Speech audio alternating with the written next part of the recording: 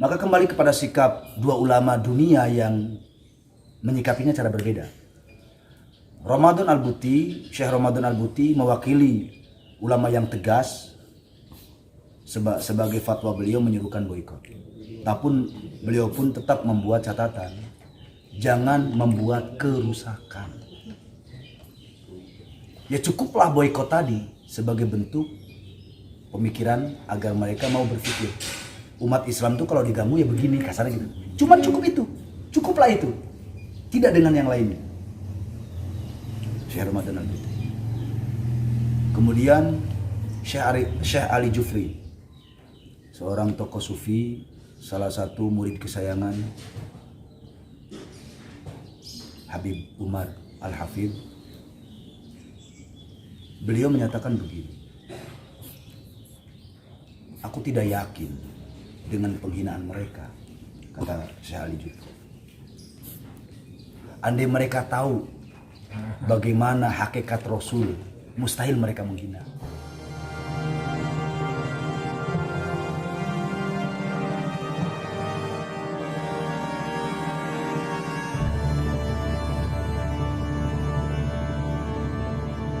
Kalau marah kita layak. Marah itu kita layak. Hanya daya kendali marah itu sejauh mana. Kalau saya sih, saya tuh kadang kalau menyikapi sesuatu hal yang meskipun sedikit tahu ilmunya, ketika hal yang sensitif, maka saya akan mencari rujukan aja. Di antara rujukan yang ada ya, kalau itu sebagai sebuah jawaban, katakan ulama dunia lah. Ulama dunia itu dua rujukan yang berbeda, tapi sama-sama sebagai rasa hormat kepada Nabi. Syekh Ramadan Buti atau ulama-ulama Al-Azhar mengambil sikap tegas dengan istilah boikot tadi sebagai bentuk rasa marahnya kepada Pak Macron ini. Di antara Syekh Ramadan Buti itu dari dulu pernah membuat fatwa tentang boikot. Tapi beliau tetaplah menjadikan sebuah catatan. Tunjukkan rasa marah kita sebagai bentuk pembelaan atas kemuliaan Rasulullah SAW. Namun ketika menyampaikan rasa marah sebagai bentuk pembelaan, tentulah diiringi dengan akhlak. Padahal kalau secara normal, boikot aja sudah sesuatu yang buruk sebenarnya. Tapi terpaksa kita lakukan agar mereka berpikir. Maka Syekh Ramadan Buti dulu pernah menyatakan, karena kasus-kasus pelecehan Nabi itu sudah sering terjadi di barat di Eropa itu. Satu sisi kadang kita sedih. Sisi yang lain itu menjadi pemikiran Eropa Barat itu udah hal yang biasa. Jangan kata ajaran Islam, lah ajaran agamanya sendiri dilecehkan oleh mereka itu. Jadi karena di sana itu kebebasan berpikir itu apa ya? Ya liberalisme terlalu kebablasan. Siapa? Charlie Hebdo ya kalau tidak salah. Charlie. Dia seorang penganut Kristen dia. Tapi dia sendiri berani melecehkan Nabi Musa dengan gambaran-gambaran yang tidak pantas lah gitu. Ya inilah buah dari kebebasan yang tidak dibatasi oleh norma agama. Artinya kalau saya bukan mewajarkan, wajarlah umpamanya kalau bahasa umum mereka melecehkan Islam. Loh, agama dilecehkan oleh dirinya gitu. Ini wilayah kebebasan Eropa dengan Barat. Maka beruntunglah kita sebagai orang Timur sebenarnya. Di dalam kebebasan kita masih dijaga oleh norma-norma tadi. Maka kembali kepada sikap dua ulama dunia yang menyikapinya cara berbeda. Ramadan Al-Buti, Syekh Ramadan Al-Buti mewakili ulama yang tegas sebagai fatwa beliau menyerukan boikot. Tapi beliau pun tetap membuat catatan, jangan membuat kerusakan. Ya cukuplah boikot tadi sebagai bentuk pemikiran agar mereka mau berpikir. Umat Islam tuh kalau diganggu ya begini, kasarnya gitu. Cuman cukup itu, cukuplah itu. Tidak dengan yang lainnya. Syekh Ramadan Al-Buti. Kemudian Syekh Ali Jufri, seorang tokoh sufi, salah satu murid kesayangan Habib Umar Al-Hafidh, beliau menyatakan begini, aku tidak yakin dengan penghinaan mereka, kata Syekh Ali Jufri. Andai mereka tahu bagaimana hakikat Rasul, mustahil mereka menghina. Ini kata Syekh Ali Jufri. Bisa jadi mereka melecehkan Nabi itu karena kita yang membawa risalah yang salah, kata beliau. Artinya jangan-jangan mereka itu memandang ajaran Rasul itu ke kitanya yang salah. Ya mohon maaf, kadang kita bengis segala macam. Mereka siapa petinju Muslim siapa? Bukan yang belum lama kemarin viral, Armagedov. Khabib Armagedov. Gulat ya. Ya pegulat lah. Dia sempat ngomong begini. Bagaimana mungkin orang hendak mengenal Al-Quran sementara kita tidak menampakkan ke-Al-Quranan kita? Jadi Syekh Ali Jufri itu bisa jadi mereka tidak akan melecehkan Nabi sebab mereka tidak tahu hakikat Nabi. Andai tahu mereka kenal hakikat Nabi, mustahil mereka melecehkan. Bisa jadi mereka melecehkan Nabi itu karena kita yang salah membawa risalah. Itu kan kayak mukul kita. Ya yang sampai singgung tadi, ya kadang saya malu. Ya dengan keterbatasan pribadi saya, mulut mah kayak manis. Yuk jaga persatuan, yuk kasih sayang. Cuman kadang saya masih suka ngambek. Kadang suka malu sendiri gitu. Makanya Syekh Ali Jufri itu sering mendapatkan pujian dari sekaliber Habib Umar Al-Hafidh itu. Karena Habib Umar Al-Hafidh itu termasuk maha gurunya ulama dunia, baik dari kalangan ajam maupun habaib. Maka ya kita lalu bagaimana menyikapinya? Ya silakan mau milih yang mana. Cuman tetaplah yang menjadi catatan, dengan sikap tegasnya fatwa Syekh Ramadan Al-Buti, silakan boikot. Namun tetap tidak membuat kerusakan. Pak Haji mau nanya. Nyambung dulu. Bahasa Indonesia sama Haji. Pak Haji.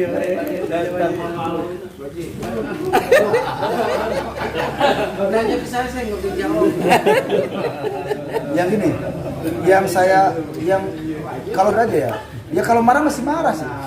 Kalau saya marah itu marah. Siapa sih umat muslim yang merasa dilecehkan nabinya? Bahkan kalau bahasa logika gini, mereka kan tidak tahu nabi. Iya, mereka juga tidak tahu bapak saya. Tapi kalau bapak saya disama-samain dikata-katain jelek juga nggak terima. Sama kayak begitu kan ya.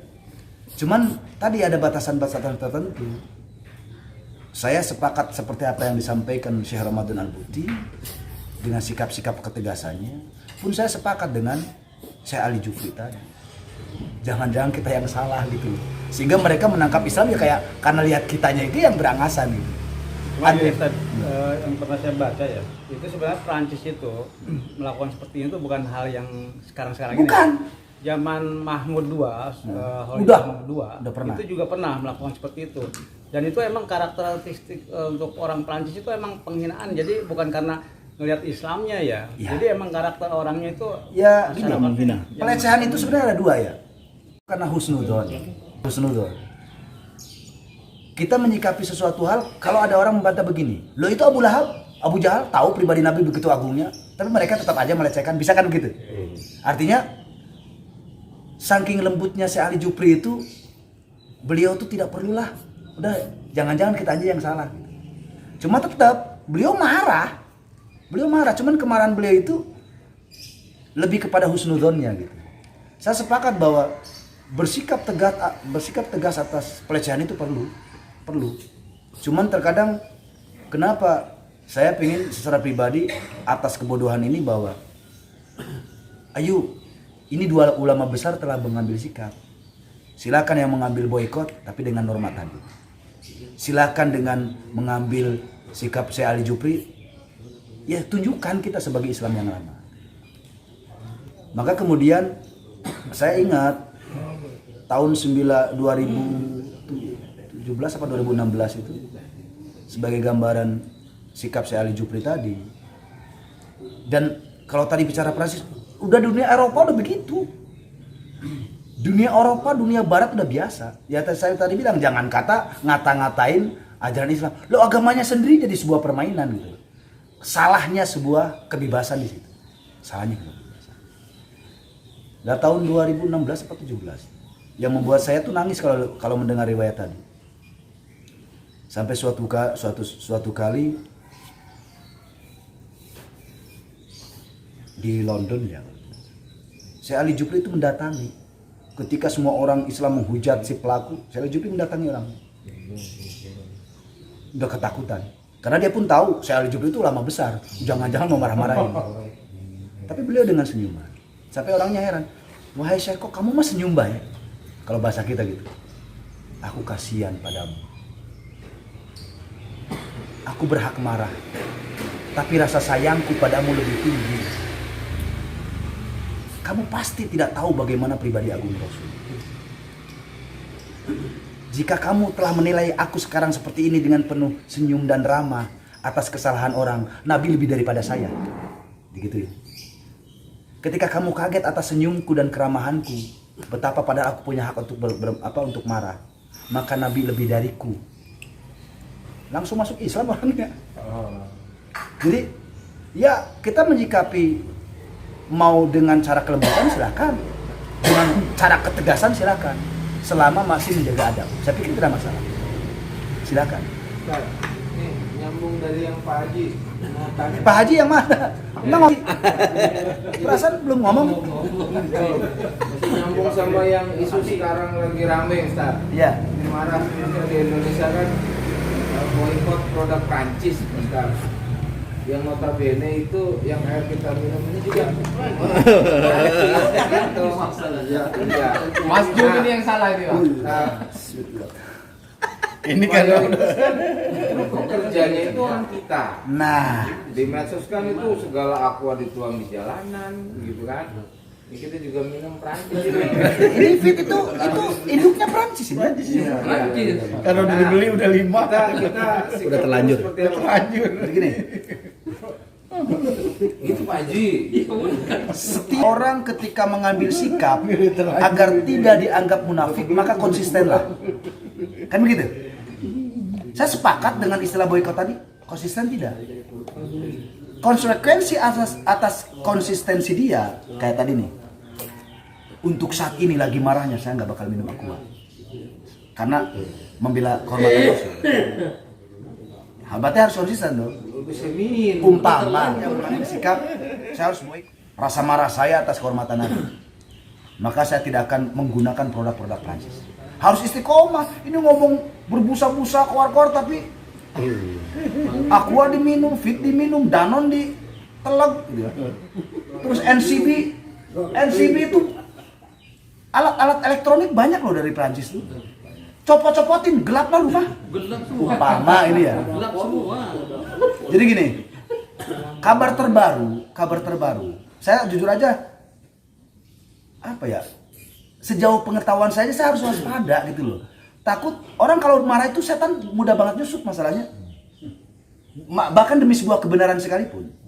Dulu bagaimana seorang ahli ibadah yang tadinya benar-benar bawa kapak buat menebang pohon karena gara-gara setan ngasih hadiah terus, niatnya beda bukan karena dari Ta'ala, karena hadiah. Nah, buat apa gitu? Gitu ya. Kabar terbaru, kaum muslim di Perancis memohon untuk tidak ada boikot. Sekarang kan jadi miris kita. Orang Perancisnya karena tidak terima, orang-orang muslim mulai dipecatin dari perusahaan. Aduh.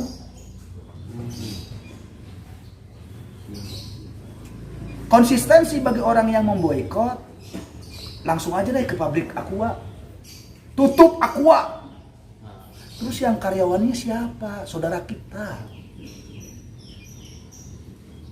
Kalau konsisten atas sikap itu, berarti situ harus berani menghidupi ribuan orang yang kerja di situ. Jadi bukan semata-mata. Padahal kalau kita mau bersikap tegas, tunjukkan saja dengan sikap. Ya betul, boikot sebagai salah satu sikap. Cuman masalahnya bisa nggak kita istiqomah? Kalau nggak bisa, Yuk nggak usah lah, jadi munafik kita. Jadi munafik kita. Saya kadang membayangkan begini, ya Allah ya Rasul, andai engkau ada kira-kira engkau berada di mana gitu. Ya karena rahmatnya ya Rasulullah pasti lebih memiliki kelembutan. Cuman kan Sayyidina Umar juga bakal marah kalau begini, makan begitu. Cuman kemarahannya sejauh mana?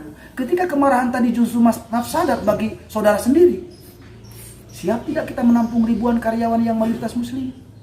Jadi kabar terbaru di Perancis sendiri, orang kaum muslim di sana, wahai saudara-saudaraku dari berbagai negeri, tolong jangan ada boikot. Kami justru yang rugi.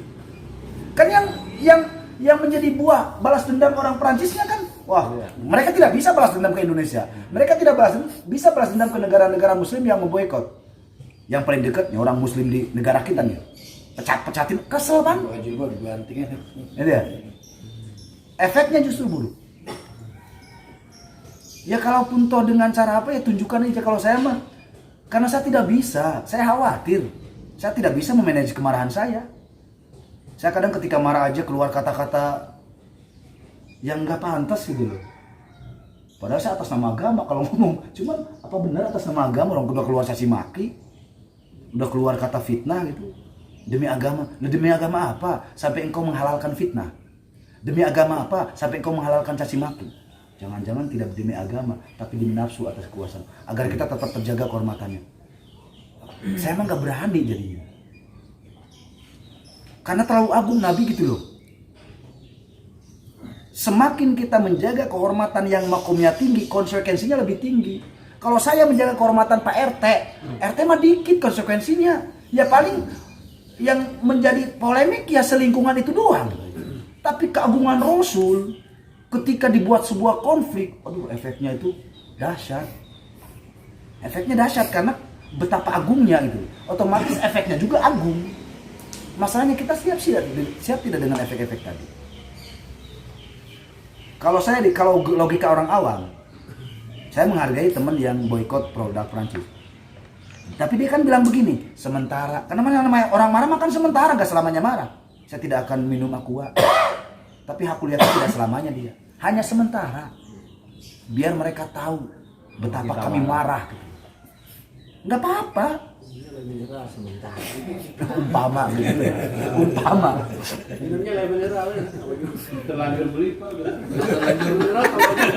Jadi gini, sama kasus ini sama persis ketika kita berbicara tentang kemurnian hukum istimbatnya bank. Satu sisi riba itu adalah haram, kan gitu. Kita harus pintar mengolah hukum di sini. Kita bukan mereka yang hukumkan. Karena kalau kita terlalu sok-sokan, ntar kita yang kemakan dewek. Contoh, betul bahwa bir haram, iya. Betul bahwa riba haram, iya. Cuman ketika kita mengingkari segalanya, bahwa segala sesuatu itu tidak ada manfaatnya, salah. Jadi jalanan, bensin yang kita pakai itu dari pajak. Pajak mah dari mana baik? Saya anti perkara haram. Silakan, hanya kehati-hatian. Tapi kalau murni menghindari itu, di gunung aja dah. Sekarang pembangunan apapun dari pajak. Dan pajak itu campur baur. Jadi kalau kita hendak menyikapi hukum, sifatnya personal. Kiai saya tegas kalau ngomong hukum. Beliau tidak pernah terikat dengan bank. Cuman beliau tidak memprovokasi umat, enggak. Khawatirnya nggak kuat umat mah. Kiai saya mah kuat. Beliau tegas, saya tidak pernah nonton televisi, bagi saya haram. Tapi beliau nggak kemudian ke santri-santrinya jangan, enggak. Bagi saya bank itu haram karena terdapat riba. Tapi beliau tidak pernah memprovokasi kepada umatnya untuk menyatakan tidak. Jadi istimbat hukum itu ada perkara-perkara kehati-hatian hanya bersifat personal. Silakan. Kayak tadi masalah boikot, silakan. Kalau personal semuanya dengan keyakinannya aman. Masalahnya setiap orang nggak yakin dengan boikot ini, sehingga yang terjadi apa? Hanya drama doang. Beli produknya dihancur-hancurin. Lah kalau beli produk tadi dihancur-hancurin, dia berharap orang yang mempraktekkan drama ini membeli produk Prancis dihancurin. Orang yang membuat drama ini kan minta ditiru. Lah kalau sealam dunia meniru, yang untung siapa? Yang punya perusahaan. Kalau diborong, habis itu dihancurin. Ini gini ya, kan lagi viral nih, dia belanja produk-produk Prancis, lalu dihancurin segala macam, dilempar-lemparin. Orang yang mempraktekkan ini berharap ditiru kan? Kalau orang meniru semua kelakuan begitu, yang untung siapa? Pabriknya yang untung. Alhamdulillah kata si pabrik meren. Jadi udahlah, nggak usah lebay. Saya gini, kalau saya mah ke atas keterbatasan ya Allah Gusti, bukan hamba tidak berdaya untuk menunjukkan kehormatanmu dan Rasulmu, tapi hamba tidak yakin dengan pribadi hamba sendiri. Cukup kuatkanlah untuk meladani perintahmu dan Rasulmu, gitu aja lah. Sebab kalau semua bersepakat atas dasar ittiba ini, rasa-rasanya aman. Orang akan segan dengan sendirinya. Jangan-jangan selama ini saya ngata-ngatain orang itu sama saja dengan ngata-ngatain bapaknya. Saya ngata-ngatain bapaknya sama saja ngatain leluhurnya. Kan begitu. Saya dikata-katain bapak saya marah. Tapi kata saya, jangan-jangan emang bapak saya nggak ngasih teladan ya, sampai saya kena getah ya. Gitu doang. Jadi kalau masalah sikap seperti itu, silakan. Kalau saya mah dengan kedangkalan ilmu ya, saya ambil tadi pendapat dua ulama, Ramadan Syekh Ramadan Al-Buti dengan sikap tegasnya boykot, cuman harus konsisten. Jadi yang jadi masalah, kuat nggak konsisten? Kalau tidak kuat ya nggak usah, janganlah. Malu kita. Yang kedua ya saya juga. Ada kelompok yang mungkin kalau tadi sih monggo-monggo aja misalkan boykot kok atau enggak gitu. Cuma ada yang kelompok yang berarti mengatakan bahwa boykot itu tidak syar'i itu. Bid'ah lah dikatakan gitu, seperti itu. Ya, apa, saya pikir ya gini ya. Terlepas siapa yang ngomong ya, saya paling tetangga sebelah ya. Kalau ngomong bid'ah itu kan memang mereka yang paling fasih. Tapi dalam hal ini zaman Nabi tidak pernah ada boykot. Ya dasarnya itu katanya. Kalau saya sih melihat praktek-praktek tadi, beli dihancurin, itu kemubaziran. Dan kalau hal itu menjadi teladan, semua orang harus mengikuti. Justru malah menguntungkan mereka yang punya perusahaan tadi. Ya. Jadi terlepas dari benar tidaknya boykot tadi, kalau saya mengikuti Syekh Ramadan Al-Buti semata untuk menampakkan umat muslim itu tidak terima kalau dilecehkan. Sebagaimana engkau pun tidak terima kalau dilecehkan, itu aja dah. Adapun tadi, ya saya pikir itu istilah dia sendiri dah. Karena ini zaman Nabi juga nggak ada contohnya. Zaman Nabi nggak ada. Bahkan Nabi mengharamkan. Nih kalau mau bahasanya. Zaman Nabi ada. Nabi pernah melarang, bahkan melaknat. Barang siapa yang membeli barang di tengah jalan sebelum dia sampai ke pasar, itu haram. Ini ada orang bawa hasil bumi. Ya pokoknya bawa hasil bumi, niatannya bawa ke pasar. Di tengah jalan kita borong, itu haram itu. Ya mirip-mirip boykot sih sebenarnya.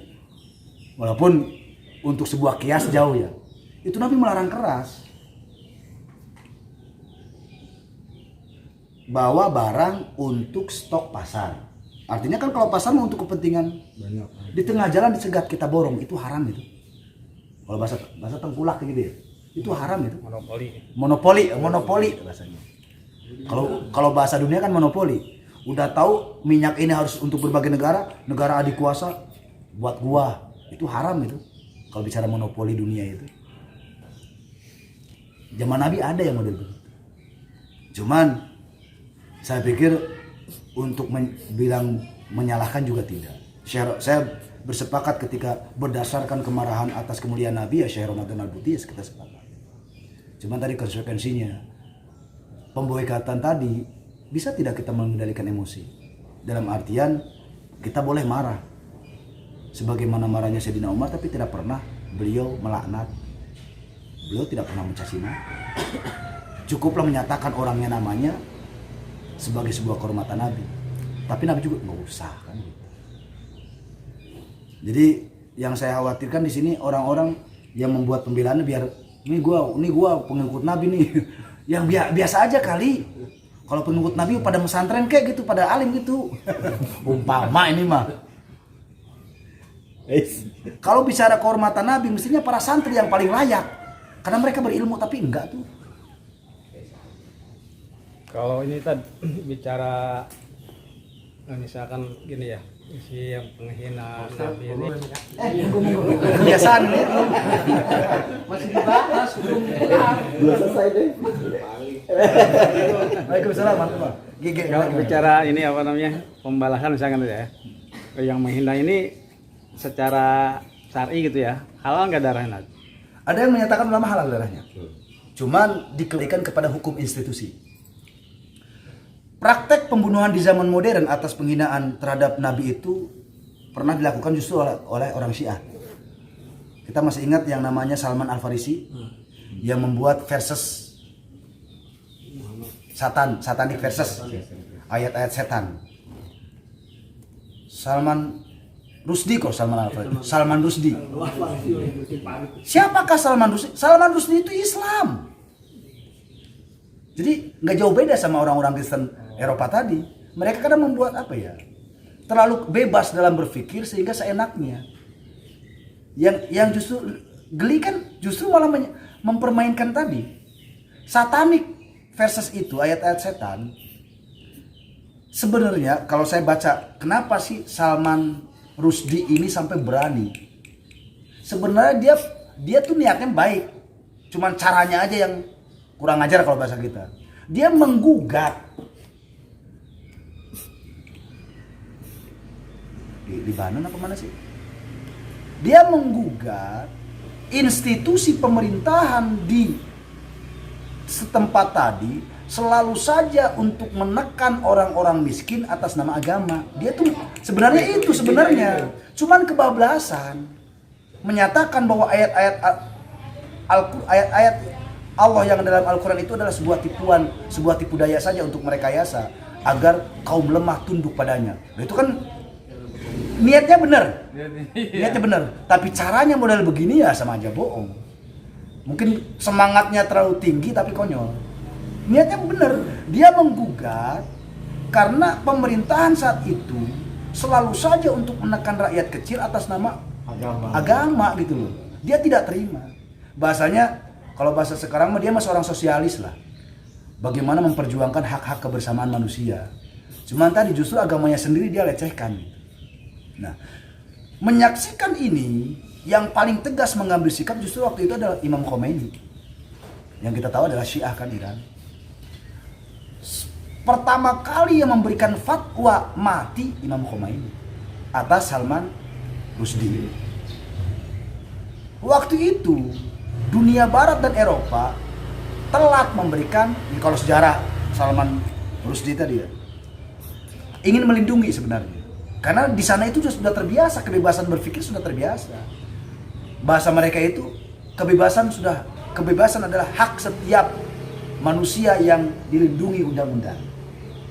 Cuman waktu itu karena memang sifatnya politis, Khomeini waktu itu dia lagi sedang bangkit-bangkitnya, ya biasalah orang kalau aktor baru muncul harus nampak gebrakannya. Kebetulan momennya adalah kasus Salman Rusdi ini. Gue biar harus nampak. Maka disebutkan Iran itu Republik Rakyat Iran kan, bahkan sebagai sebuah kebangkitan Islam. Kata mereka, orang Syiah gitu kan, kata mereka, kata kita enggak.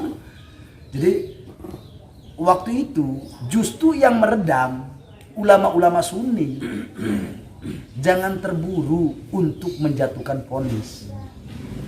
Imam Khomeini udah terburu atas nama agama tadi. Ulama-ulama Sunni waktu itu jangan terburu-buru, sebab saya lupa hadisnya. Berilah kewenangan hukum terhadap kepentingan setempat. Contoh, ada pelaku pelecehan. Nah, katakan kebetulan kok presidennya ini yang ngeselin ya, Prancis. Maka hukum setempatlah yang harus memberikan sanksi. Negara lain nggak boleh. Ini yang namanya, kata Nabi apa ya Allah? Saya lupa. Ketetapan hukum itu diberlakukan kepada kepentingan setempat. Artinya kedaulatan negara masing-masing. Ya kita yang berekspresi itu sebenarnya menuntut agar dihukum, maksudnya gitu aja kan ya. Kita berekspresi itu. Sebab yang kita tahu banyak kasus-kasus pelecehan ya pada akhirnya udah hilang aja. Meteran 6.000. Banyak kasus di Eropa, di Barat itu udah banyak kasus pelecehan itu terhadap agama. Cuman kalau bahasa saya, kalau mau itu berhenti, satu jawabannya revolusi kebudayaan. Pola pikir yang sudah susah. Lah itu pola pikir mereka udah biasa. Yang saya bilang tadi, jangan kata ajaran kita. Lah ajaran deweknya kayak begitu. Nabi Isa digambarkan dengan kemesumannya dengan. Nah pokoknya saya waktu itu bagaimana cara saya boy? Daya nih orang. Gitu ya, ya kesel ya. Ya saya geli. Lapan dia ke agama Kristen nih. Nabi Isa digini-giniin. Ya untungnya Nabi Isa yang dimaksud bukan Nabi Isa kita ya. Kalau saya bayangkan Nabi Isa punya saya marah. Ada pengertian begitu. Jadi, kalaupun toh bagaimana caranya kita, ya dengan cara revolusi kebudayaan tadi. Ya, yang dimaksud revolusi kebudayaan itu bagaimana kita membentuk mindset terhadap mereka, masing-masing keberagamaan, jaga. Harus ada tokoh yang mumpuni di dunia Barat atau di dunia Eropa yang menyatakan revolusi kebudayaan dengan cara sesuai ajarannya masing-masing, sikapilah gitu. Sekarang di Eropa dan Barat kan mereka agamanya sebagai sebuah identitas personal. Tidak ada hukuman bagi orang yang melecehkan agama di sana itu. Nah, kita kan jadi prihatin. Di sana tidak berlaku. Sudah terlanjur. Ya ini salah satu sisi negatif dari demokrasi. Ya sisi positifnya yang kita rasakan Indonesia beruntung. Kita memakai sistem demokrasi tapi punya adiluhungnya norma-norma di masyarakat, demokrasinya terjaga. Nah demokrasinya yang terjadi di Barat ya seperti sekarang. Sisi negatifnya. Udah ya, udah jam 7 kurang kan akhirnya. Saya semangat kalau ngomong gini mah. Sengaja bawa.